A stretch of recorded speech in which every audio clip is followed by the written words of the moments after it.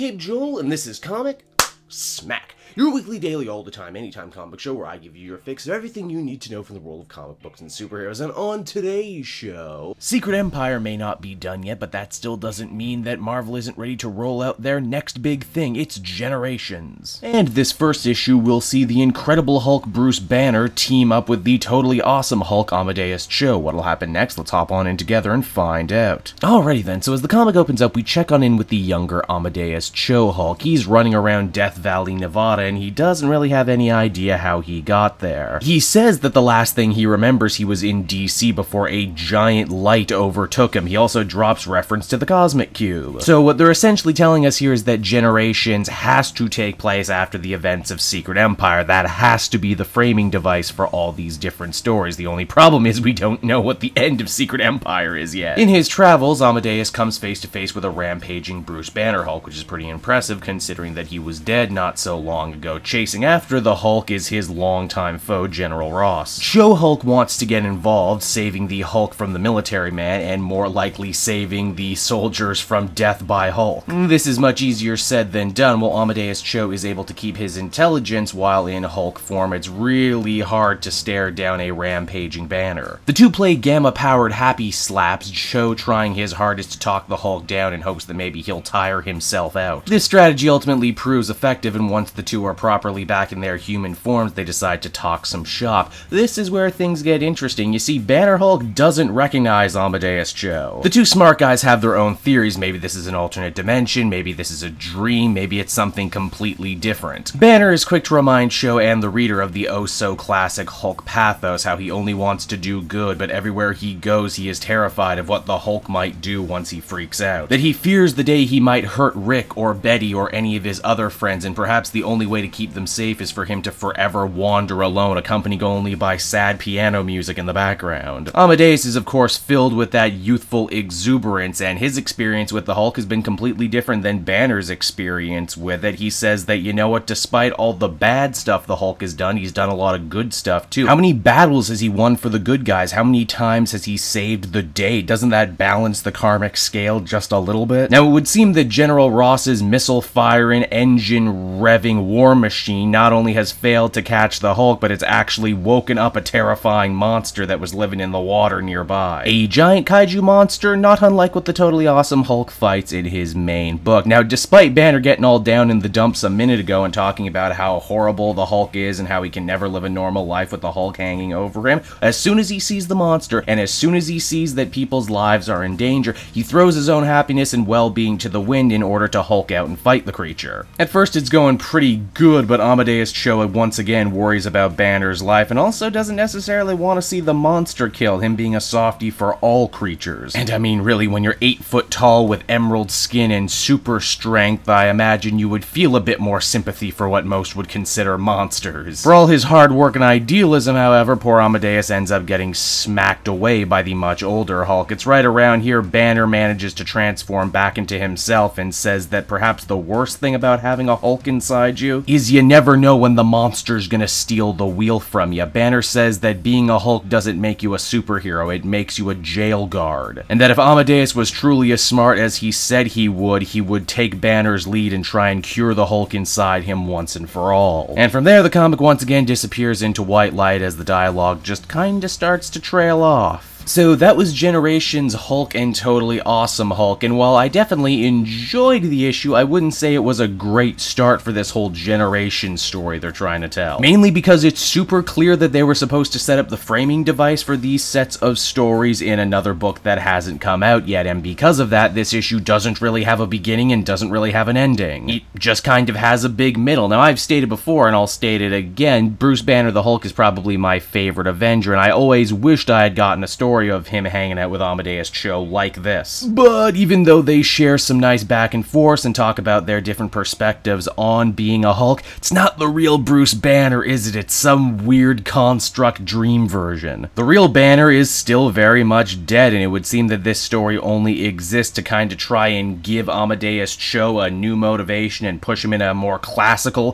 Hulk direction of trying to get rid of the Hulk, which is a fine idea, but I get the feeling if you're not reading the Amadeus Cho book right now, this really won't do much to make you pick it up. The art's definitely nice. There's some truly quintessential Hulk images in right here that I could totally see hanging as posters. In fact, basically everything about the story seemed tailor-made to remind you of an older time with Hulk running through the desert, being chased by General Ross, dealing with his raw emotions. And while I definitely enjoy those things, I've seen them all a million times before, which is why I can really only give this issue a 7 out of 10. So there's Generations Hulk, everybody. I hope you enjoyed it, and as always, why not check out some of these other videos I've worked on. Then you can follow me on social media at Cape Joel, and if you're feeling supportive, you can become a patron for as little as $1 a month. You get exclusive podcasts and videos. Until next time, I've been Cape Joel. Thank you so much for watching.